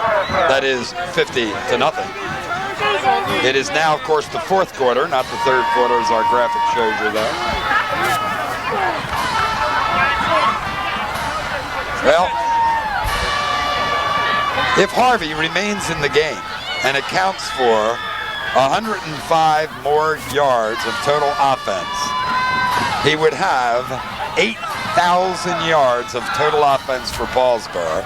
He is at 4,025 rushing, 3,870 passing, for a total of 7,895 yards. And I think that's where it's going to stop, Mike. Yeah. As much as everybody would love to see number 8 come back on this football field, I think his career has finally come to a close here at Paulsboro, at least on the offensive side of the football. Well, surely it's got to be done on the defensive side, doesn't it? Has all kinds of second liners coming out for Paulsboro, but Harvey is still out there, maybe looking to pick one off, huh? How about that? Well, normally as a coach, what you do, you send your first string out there and then you start bringing them off one by one. Yeah. Always got to make sure you got 11 guys out there. It's always tough to send that first team or second team defense out there as a group. You know, when you add the yardage he has on punt return, which is accounted for so many TDs, all-purpose yards, he's got to be easy over 8 and maybe close to 9,000 yards.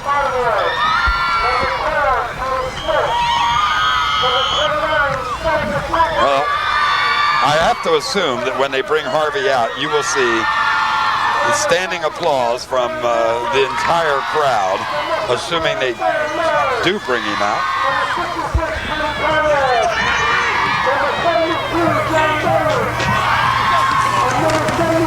Bolton cannot throw, will run and pick up about 7 yards, get close to a Gloucester first down. Clock continues to run. It now approaches as they temporarily stop it for the movement of the first down. It is at 4:04 now. There's Gerald Irvin. Not a bad day. 4 TDs, capped off by that 85-yard touchdown run on the kickoff return to open this second half.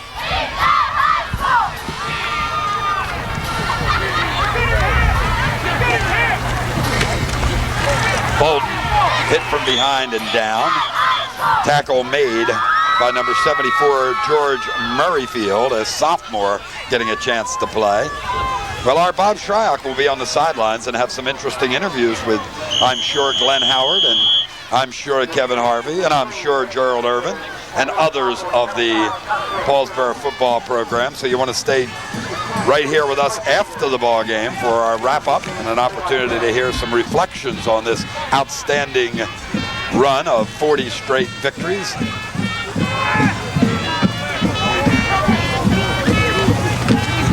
Bolton will try to get something for his club. Oh, nearly a sensational catch made by Steve Burkhart. It's not going to happen. Well, the seniors today, Steve, will finish a run in which, in their career, their high school career, they will be 43-1. You're almost sorry to have that one spot on there, huh? That 13-12 loss, or 13-10.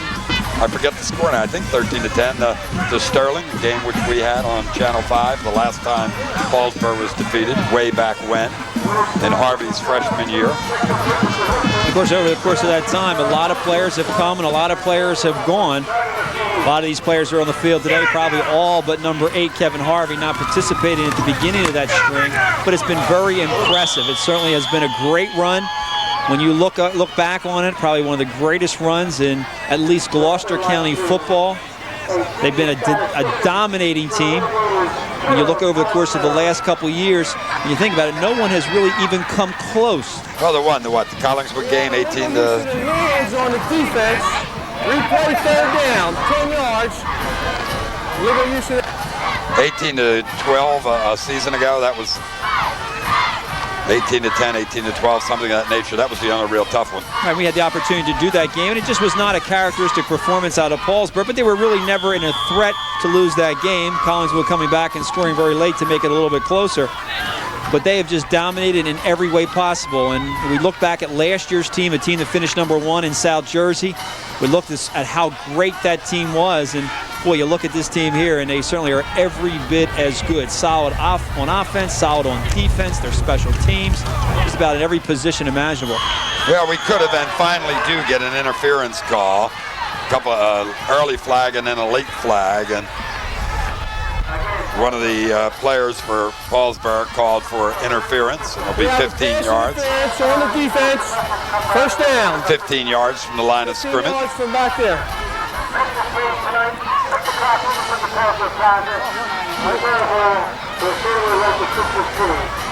It's only a very tough way for this Gloucester Ball Club to end their season. A season which really they will not have anything to show for it. As you talked about earlier, the loss to Gloucester during the regular season, preventing them from having any chance at the Tri-County Classic Division title, but able to avenge that loss a week and a half, 2 weeks ago.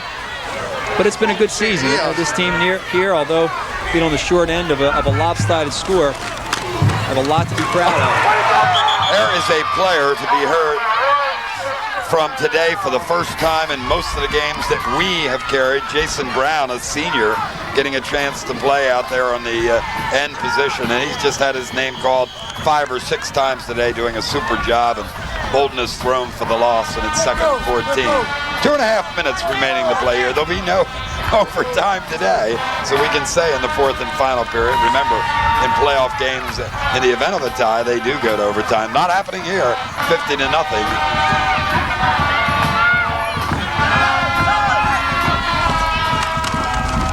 We'll let Schoenfeld try to carry it, and Brown again wraps him up. Gloucester, I think, will be happy to get out of Woodbury Heights. It's certainly not the kind of performance they probably felt that they were capable of here this afternoon. I think coming in this ball game, as a lot of people felt, and I think even we felt, they were a team that was capable of moving the ball offensively. I think they had the weapons that you need. They showed that ability there late in the first half. But it's really been their inability to stop this explosive Paulsboro offense has really been their demise here this afternoon.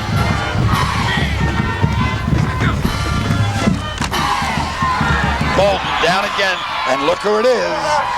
Jason Brown. What a day for that young man. Well, Brown in there replacing Tarpley right now at the defensive end position, and he's really made his presence felt. We told you there's no better team in terms of rushing the quarterback from the outside than the Paulsboro Red Raiders. They get a great rush. Brown in there for Tarpley. Tarpley does a great job. Hampton does a super job on this backside, and they've really created a lot of problems for Bolton and prevented him from getting down and looking downfield like he would normally like to do in their passing game.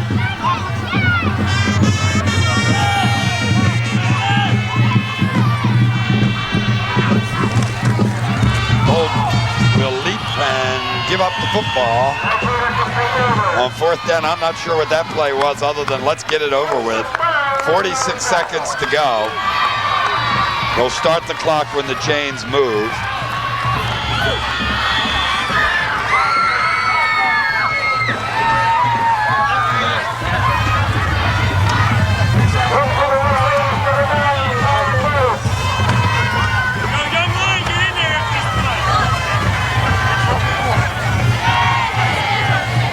Number 30 seconds right now. We probably won't see anything fancy here. Let's kneel down. Let's protect that ball. And then let's walk out of here with our 4th straight South Jersey Group 1 championship. Clock will start on the snap. 5 yards. They'll move it back.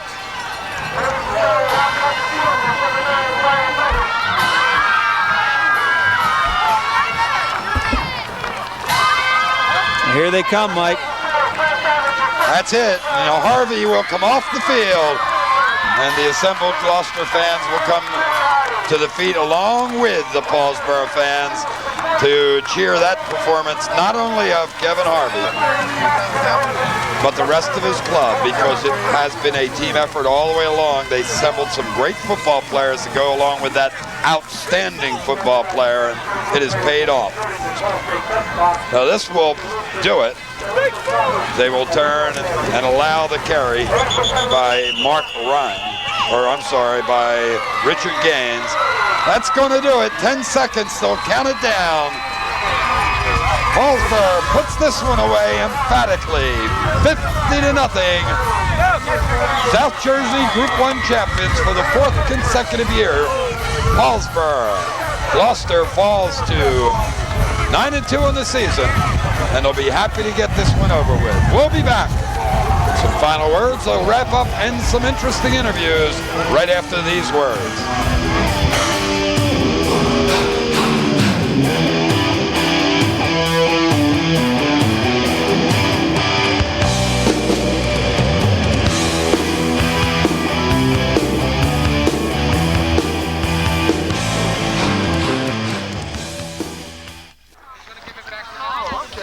An emphatic victory here today in the South Jersey Group 1 championship game. Paulsboro just pounding on Gloucester 50-0. And the successful head coach is with Bob Shryock now. Bob? Glenn Howard, congratulations. 4 sectional wins in a row. That is a tremendous accomplishment, Glenn. Yeah, thank you very much. I'd just like to thank God and praise him for, you know, our seniors going out on a winning season and the winning streak and 4 in a row, and all of our accomplishments and records and, you know, everything. It's been great. You beat a very good football team 50-0. Could you ever have imagined it would be that easy, Glenn? I was never imagined we would beat Gloucester by the score we did. We had a lot of respect for them coming in. They looked great on film. They had a good record. They had good ball players, a great passing game, and our guys just rose to the occasion today and played a great game. Of all games, I think, Glenn, you proved today they're not a one-dimensional football team. Urban, with those 4 touchdowns to get you started, is the first 4 that you scored. And the defense, magnificent again. I don't think enough people talk about this defense. Right. That's what we tell the kids, you know. It's not a one-man team. We got everybody that contributes, all the way down to the freshmen that work on the scout team squad. They do a great job preparing the guys during the week. And I don't think our defense gets enough mention. But they play great ball, you know, team ball all year long. Mm-hmm. Do you compare teams, Glenn? Is this one the best of the 4, or is it difficult to tell? A lot of people ask me that question. I think different years, during this last 4 years, we've had different strong points. Like I think probably last year our receivers were a little bit better. Maybe our defensive line with Mike Bell and Brian Peck. But you know, I don't know. Other things seem to gel and just keep us rolling. So we're very pleased. We've all run out of superlatives for Kevin Harvey, Glenn. That was the last time we'll see him in a high school uniform. But what more can you say about this guy? Well, like I said last week, Kevin Harvey is Kevin Harvey. There's only one of him, and he's just blessed by God, you know, to do the things that he can do in the football field. Athletically, he's just great. We all wish him the best. You'll hear more of him. Glenn, thanks so much, and great season. Thank you very much. Glenn Howard. Wayne Hampton, come on in here. Wayne with another terrific game to cap a great career. Congratulations, great game, Wayne. Thank you. Okay, did you guys on defensively anticipate being able to spin a shutout at these guys? A pretty good football team. No, we didn't try to get a shutout or nothing. We just wanted to come out and play sound defense and offense, and it showed today. Mm-hmm. This was probably as good an all-around performance as this Paulsboro team has had, offensively and defensively. You put it all together today. Yes, we did. I just say, no. It was hard for us during the week, and we just came together today, and now, hey, it showed. Wayne, a lot of schools have been looking at you. Are you leaning in any particular direction at this time? No. You're going to be taking some visits, are you? Yes. What are some of the schools, Wayne? probably Pittsburgh, Ohio State, Maryland, Clemson, etc. You know, it's a lot of them, unofficial and official visits. So. No rest for you. Got to get ready for wrestling, right? I don't know. That's a toss-up right now. Okay, Wayne, thanks so much. Thank you. Okay, Wayne Hampton, great player. Okay, let's get Gerald Urban in here. Gerald, congratulations. Thanks. Terrific. You had a terrific career, Gerald, and I don't think there's any better way to punctuate it than you did today. But boy, they opened some holes for you, didn't they? Yeah, the holes were there pretty much, you know, so I hit them, you know, do what I had to do. You scored the first 4 touchdowns, and one of them was one of the prettiest runs we've seen all season long. Describe that run for us. Which one? The third one, I believe, the 67-yarder. The hole we ran into an unbound side, you know, the strong side, and had to make a couple moves, but otherwise, you know, the hole's there. They're good defensive football team, but you guys shredded them today. It was you made it look easy. Yeah, it was. I guess it was kind of hard because our line's not that big, you know, compared to their line. And they did their best, and see what happened. You have some great memories for them from these last 4 years, don't you, Gerald? Well, I only played 3. I played with myself. But you played at 3 sectional championship teams? Yeah. Something you'll remember all your life, right? All my life. Gerald, congratulations. Thanks. Okay, Gerald Urban. Okay, where is, here he is. Come on in, Kevin. And Kevin Harvey, the guy we've all run out of things to say about, but Kevin, you went out on a great one, and your team did it all, offensively and defensively. Yeah, we played good. Apple ran the ball good, and you know, we just came out with the same game plan as always. Kept calling Gerald's number, and he kept coming through. He coming up big. He had 1,000 yards. He ran good this year. He came up when it's time to come up. You pull for your teammates too. You like to see them achieve too, don't you? Yeah. You know, I get all the attention all the time, so you know, everybody else will come in and do their part too. You've handled the attention well, but I believe your teammates have too, haven't they, Kevin? They pulled for you all the way. Yeah, they always pull for me, so you know, that's why we stay together as a unit. You know. I know you're a guy who doesn't think about personal accomplishments, but were you thinking about that record today, the 11 points you needed? Yeah, a little bit, but you know, I just wanted to win the game. That's all. So that last 2-point conversion, you wanted that one pretty bad, right? Yeah, you knew that clinched it, right? Yeah, I just wanted to, you know. I like to thank all my mom, and my dad, and stuff like that, you know, for you know, having, you know, God and everything. So many accomplishments for you, but 4 sectional championships out of 4. I guess that's got to be near the top of the list, doesn't it, Kevin? Yeah, it's up there, but you know, I'm just coming out here to play. You have all these records, and everybody talks about these records. Is there one record? Is there one accomplishment other than the team accomplishment that particularly sticks out in your mind, Kevin? One thing you're proudest of? Touchdowns. The 101 touchdowns? How about scoring 43 touchdowns in 44 games? That's pretty hard to do. I don't know. I can't really say, you know. Now, you don't have much rest because you got to get ready for basketball, don't you? Yeah, I'm coming back on the court. Gonna take a day off and then go right back, are you? Yeah. Kevin, terrific career. We all enjoyed watching you play, every one of us, and you gave us a lot to remember. Congratulations. Thanks. We're going to miss you, Kevin. Kevin Harvey. Okay, Mike, back to you.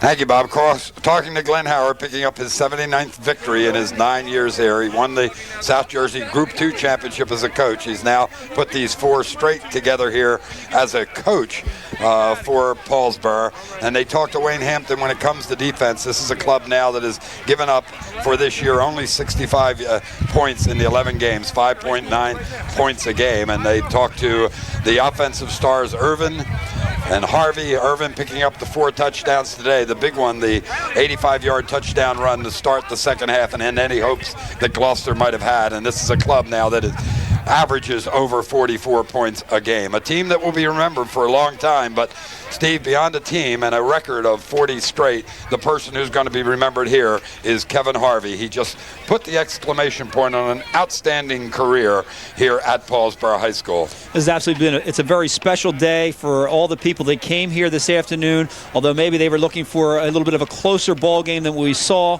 It was special because number one, they're probably seeing maybe one of the best football teams in a long time, certainly in Gloucester County, one that we will maybe not see equal to in a long, long time. This was a great football team, but what made them even greater was the great player, and as you mentioned, Kevin Harvey, an outstanding career. We've enjoyed watching him over the course of this career, 101 touchdowns, 42 TD passing-wise, certainly an incredible performer.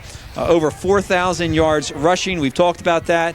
And I need to tell you what was even special is every time that you came into a football game in which Paulsboro was playing and you watched Kevin Harvey, you always walked away again with that one special moment, that one special play that only Kevin Harvey could really create. create, something that you know that after you got an opportunity to witness it, you saw something that was only going to come along once in only a few times in your lifetime, and it's been certainly very enjoyable these past 4 years in watching number 8 perform. Well, an outstanding 4 seasons for Paulsboro. A tremendous year now, 11-0 in the 4th championship in a row. It's been a great one for them, and 1995 has been a good one for us. We've enjoyed bringing you the football this season. We'll be looking for you the rest of the way this winter with basketball and wrestling. Hope you tune in to Channel 5 for that. Now for Steve Crispin, Bob Shryock, and Channel 5, I'm Mike Linder. Thanks for joining us today.